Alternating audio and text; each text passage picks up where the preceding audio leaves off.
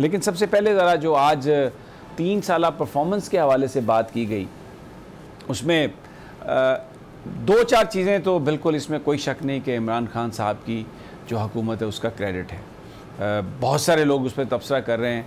तहरीक इंसाफ वाले कह रहे हैं कि जनाब ये तो पता नहीं पाकिस्तान की तकदीर को इन्होंने बदल दिया। जो कुछ न्यूट्रल लोग हैं वो जहाँ पर कामयाबियाँ हुई हैं, अचीवमेंट्स हैं, उनका भी जिक्र कर रहे हैं, और जो ग्रे एरियाज़ हैं उनका भी जिक्र कर रहे हैं। अपोजिशन ने आउटराइटली रिजेक्ट कर दिया। 2-3 बातें बहुत अहम हुई हैं। 2 वाक़यात जो हैं उन्होंने, जो इमरान खान साहब की हुकूमत ने पाकिस्तानियों को एतमाद दिया है। एक तो जो 2019 में पुलवामा हमलों के बाद जो पाकिस्तान पर जिस तरह भारत ने जारहियत करने की जो कोशिश की थी, इमरान खान साहब ने जिस तरह उसका जवाब दिया और पाकिस्तानी फ़ौज अपने वज़ीर-ए-आज़म के साथ और अवाम के साथ खड़ी हुई, वो उसने वाकई कौम को एक बहुत ही ज़्यादा उसने एतमाद दिया।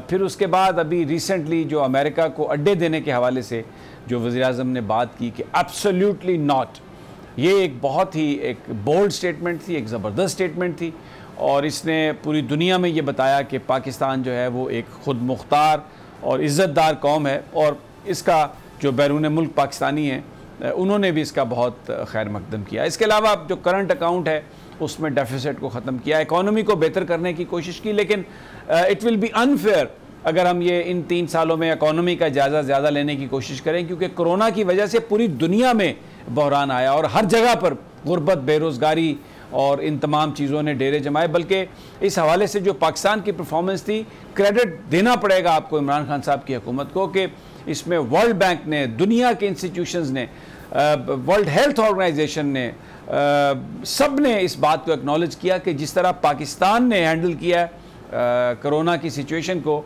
वो बहुत सारे ममालिक से बहुत बेहतर उसकी पोजीशन है। लेकिन कुछ ग्रे एरियाज़ भी हैं। जो सबसे बड़ा नारा था वो तो था इत्तेसाब का। अब राजा आमिर अब्बास साहब क्योंकि नैब के प्रोसिक्यूटर भी रहे और नूनदान भी हैं, और मैं जब भी सुप्रीम कोर्ट जाता हूँ वो हर जो इम्पोर्टेंट मुकदमा है उसमें बैठे नज़र आते हैं मुझे, और बड़ी इनकी गहरी नज़र है। राजा आमिर अब्बास, ये बयान फरमाइए कि इत्तेसाब के हवाले से जो वादा था 3 साल में, उसमें क्या पेशरफ्त हुई है? उसमें क्या कौम को बता सकती है तहरीक इंसाफ की हुकूमत, जबकि जिसके ख़िलाफ़ सबसे बड़ा इल्ज़ाम था जो सुप्रीम कोर्ट से नाहल हुआ, वो सज़ा याफ्ता होने के बावजूद इस वक्त लंदन की फ़ज़ाओं में घूमते फिरते नज़र आ रहे हैं। तो फिर कहते हैं, हुकूमत कहती है कि हमने NRO भी नहीं दिया। देखिए समी, एहतसाब के हवाले से हम 2 प्रोंग चीज़ें देख सकते हैं, उसके 2 रुख देख सकते हैं। एक रुख जो बहुत इंपॉर्टेंट है और जो बेसिक और फंडामेंटल है वो ये है कि इमरान खान वो पहला लीडर है कि जिसने ये जो 2 बड़ी जमातें हैं और इनकी जो टॉप की लीडरशिप है, जिसे अनटचेबल समझा जाता था, जैसे कि शरीफ फैमिली है, जरदारी फैमिली है, उनको इस अंदाज में पेश किया है और उनके खिलाफ इस अंदाज से अकाउंटेबिलिटी को और लोगों को बताया है कि लोग अब समझ गए हैं कि चाहे ये शरीफ फैमिली हो जो कि लंदन में बैठी हुई है, चाहे ये आसिफ अली जरदारी साहब हों, उनकी फैमिली है, या उनके ओमनी ग्रुप है, या उनके केसेस हैं, कि ये जो दौलत है ना इनके पास, ये वाकई ही इस मुल्क की, आपकी, हमारी लूटी हुई दौलत है, जो कि इन्होंने बैरून मुल्क, आपने हालिया वो अशरफ गनी को देखा होगा, अरबों डॉलर जैसे 169 मिलियन डॉलर लेके गए हुए हैं। तो लोगों को ये तो पता चल गया कि जनाब ये वो लोग हैं कि जिन्होंने, ये तो लोगों को पता चल गया। अब लोगों को ये पता चलना चाहिए था कि क्या इन लोगों को हम सजा भी दे सकते हैं और क्या ये जो लूटी हुई रकूम है ये वापस मुल्क आ सकती है। इस सिलसिले में इमरान खान साहब ने, चूंकि वो डायरेक्ट कुछ कर नहीं सकते थे, एहतसाब का जो अदारा है जिसको हम नैब कहते हैं, उसको रीस्ट्रक्चर करना था, उसको रिफॉर्म करना था, उसके कवानीन में तब्दीली लानी थी ताकि वो इफेक्टिवली इन लोगों को पकड़ सके, इन लोगों को सजाएं दे सके, और जो हमारा अदालती निज़ाम है उसे दुरुस्त करना था हमारी पार्लियामेंट ने, ताकि ये जो केसेस हैं इनमें कोई डिसीजन आ सके। तो इस हद तक हमें जो कार्रवाई है वो उस लेवल की नज़र नहीं आई, क्योंकि जिसकी बेसिक वजह यह है कि पार्लियामेंट को अगर हम देखते हैं तो लीडर ऑफ द अपोजिशन देखे, खुर्शीद शाह देखे, शहबाज शरीफ देखे, दो अपोजिशन की बड़ी पार्टी है, इवन पीटीआई के अपने काफ़ी लोग हैं जिनके खिलाफ करप्शन के केसेस हैं, तो पार्लियामेंट ने वहाँ पे चुप साध ली और वहाँ पे कानून साजी। मुझे एक सवाल का जवाब दें। सुप्रीम कोर्ट ऑफ पाकिस्तान ने कहा कि आप एहतसाब अदालतें बनाएं और आप 120 एहतसाब अदालतें बनाएं। हुकूमत आई इस बुनियाद पर थी, नारा ये था इलेक्शन में कि हम एहतसाब करेंगे। महीनों गुजर गए इस बात को और हम ये सुनते रहे एडवाइज़र से, मिनिस्टर से कि अब काबीना ने इतने पैसे अप्रूव कर दिए हैं, काबीना ने इतने पैसे अप्रूव कर दिए हैं, लेकिन वो अदालतें नहीं बनी, वो जजेस नहीं आए।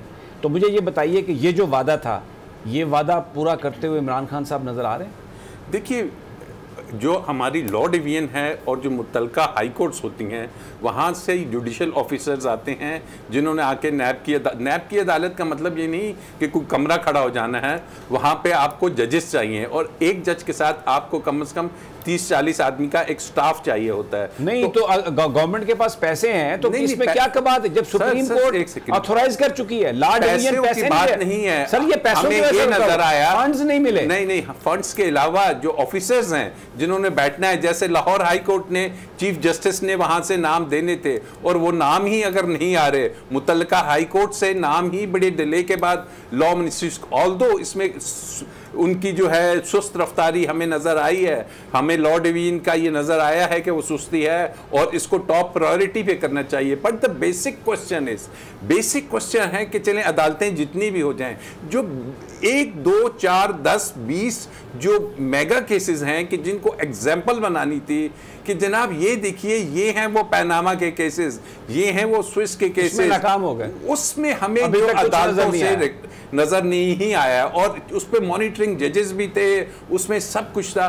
तो ये अदालती सिस्टम को और ये नैब के अदारे को जब तक खान साहब मजबूत नहीं करेंगे तो आई फील कि इस हद तक आपकी ये बात दुरुस्त है कि जो अकाउंटेबिलिटी का प्रोसेस था उसमें इनको वो खातिर खा कामयाबी नहीं हुई। लेकिन एक सेकंड समी साहब, एक बात जो इमरान खान ने वाकई ही फर्स्ट टाइम इस मुल्क में हम देख रहे हैं कि उन्होंने कि जो करप्शन की जो मेन जो उसके कैरेक्टर्स हैं वो माफियाज हैं, उन्होंने पहली दफा माफियाज पे हाथ डाला। कौन सा पकड़ा गया माफिया का? सर एक सेकंड, पकड़ा कौन सा गया सवाए अखबारी इश्तिहारी मुहिम के और जाती स्कोर जो लोगों ने सेटल किए हैं? ऐसी बात मुझे बताइए। आपके सामने है कि ये इंक्वायरीज चल रही हैं, शुगर की भी चल रही है, कितने अरसे से चल रही है? अब देखिए प्रोसेस चल रही है। इमरान खान साहब के दौर में तो नहीं ना, इससे पहले भी इंक्वायरी हुई है, लेकिन माफियाज उभर के सामने आ रहे हैं, इससे हमको डिनाई नहीं करना चाहिए, लेकिन कम से कम नाम ले रहा है। और इमरान खान वो लीडर है कि जो खुद उन माफियाज, अब शुगर की बात हो रही है तो जरदारी साहब को देखें, नवाज शरीफ साहब को देखें, वो खुद शुगर इंडस्ट्री के सबसे बड़े बाहर घूम रहे हैं। नहीं, और इंडस्ट्री उनकी अपनी घर की है, 8-8, 20-20 उनकी फैक्ट्रीज हैं। तो इमरान खान साहब की तो कोई फैक्ट्री नहीं है, उनकी तो कोई इंडस्ट्री नहीं है। तो ये वो वजह है कि वो जा रहे हैं। बट डोंट एक्सपेक्ट कि ये जो 3 साल हुए हैं इसमें दुनिया में माफियाज में, आप सारी दुनिया ट्रेवल करते हैं कि माफियाज को कर्टेल करना, पकड़ना इतना आसान काम नहीं है, चाहे वो लैंड माफियाज हों चाहे दूसरे हो। But he has taken the direction and we are hopeful कि माफियाज के ऊपर हाथ डलेगा। और जब तक माफियाज को नहीं पकड़ेंगे ये बाकी छोटे तहसीलदारों और क्रेडिट इमरान खान साहब को और भी जाता है कि जो करप्शन की बात जिस तरह खुलकर सामने लेकर आए हैं वो नून लीग के खिलाफ या आसिफ अली जरदारी के खिलाफ इससे पहले नहीं आया। लेकिन अगर हम देखते हैं तो जब नून लीग गवर्नमेंट में आती थी तो वो पीपल्स पार्टी की करप्शन के केसेस करती थी, और जब पीपल्स पार्टी आती थी वो नून लीग की करप्शन के केसेस करती थी। वो जो था सैफुर रहमान साहब 10% कहना, ये सारी चीज़ें कहना, और बहुत से लोग अभी भी, इनफैक्ट आप बेहतर मुझे इस पर हमें गाइड कर सकेंगे, वो ये है कि जितने भी केसेस इस वक्त चल रहे हैं ये सारे पुराने केसेस हैं मोस्टली, जो इन्होंने आपस में बनाए हुए थे और इमरान खान साहब उन केसेस को लेकर चल रहे हैं। अब बात ये थी कि इमरान खान साहब जब आए थे तो उन्होंने कहा था कि वो इनके नतीजे भी लेकर आएंगे। मुझे एहतसाब का जो प्रोसेस है उस पर इसमें कोई शक नहीं कि अपोजिशन के लोग जो पकड़े जाते हैं वो यही कहेंगे कि ये पॉलिटिकल विक्टिमाइजेशन है। लेकिन मैं 2-4 केसेस का हवाला देता हूँ। मुझे ये बताइए, ये पंजाब का हर बंदा ये कहता है कि राना सनाउल्लाह में बहुत ख़राबियाँ थी, उन्होंने बहुत ज़्यादा अपने मुखालिफिन को भी नीचा दिखाया होगा, लेकिन उनको आपने पकड़ लिया एक ऐसे केस में, ड्रग्स के केस में, जिसमें फिर अदालत को उनकी ज़मानत लेना पड़ी। और वो जो वज़ीर साहब थे वो हमें पता नहीं कस्में खाते हुए नज़र आए कौमी असम्बली में। सब्सक्राइब करें और बेल दबाएं ताकि कोई खबर रह न जाए।